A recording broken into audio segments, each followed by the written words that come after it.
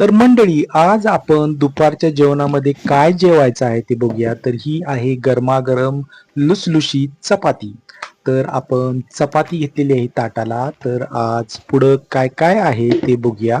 मला पण माहित नाही, तर तुमच्या समोरच मी अनबॉक्सिंग करत आहे, म्हणजे ओपन करत आहे. आणि ही आहे मिश्र डाळीची आमटी. तर माझं चॅनल सबस्क्राईब केल्याबद्दल मी प्रत्येकाचे आभारी आहे. माझ्या चॅनलला 100 सबस्क्राईब झालेले आहेत.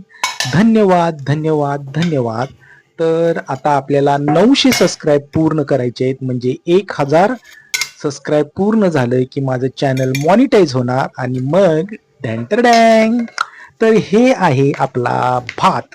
आता भातावर आपण घेणार आहे काठदरेंचं मेथकूट.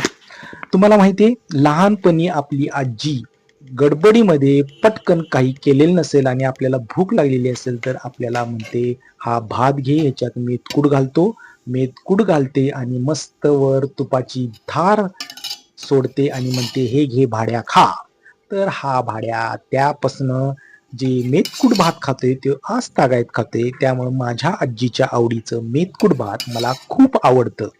तर तुम्हाला तुमच्या मेथकूट बद्दल काय आठवणी आहेत ते कमेंट मध्ये मला सांगा. तर प्रत्येकाच्या आठवणी असतात जे लहानपणी आजीनं आपल्यासाठी ठेवलेले असतात. तर बघूया तिसरा पदार्थ काय आहे. तर हे, चला लवकर उघडा. तर ही आहे अंड्याची भुर्जी. ह्याला अंड्याची कोशिंबीर पण म्हणतात आणि भुर्जी पण म्हणतात. तर हे काय करायचं, तेल घ्यायचं, कांदा घ्यायचा आणि नंतर त्याच्यामध्ये 4 अंडी फोडायची आणि मस्तपैकी भुर्जी करायची आणि मग वर कोथिंबीर पेरायची आणि मग झाली भुर्जी. अशी मस्त गरमागरम भुर्जी. तोंडाला पाणी सुटले. चला आता पडद, भूक तर लय लागलेली आहे. आज मी भरपूर जेवणार आहे, पण मला प्रमाणशीरच जेवावं लागतंय. मी जास्त ओव्हर इटिंग करत नाही. त्यामुळं आपलं वजन आटोक्यात राहील याकडं पण मी बारीक लक्ष ठेवतो. त्यामुळं चावून चावून मी बराच वेळ जेवतो आणि थोडंच खातो. त्यामुळं माझं वजन वाढत नाही.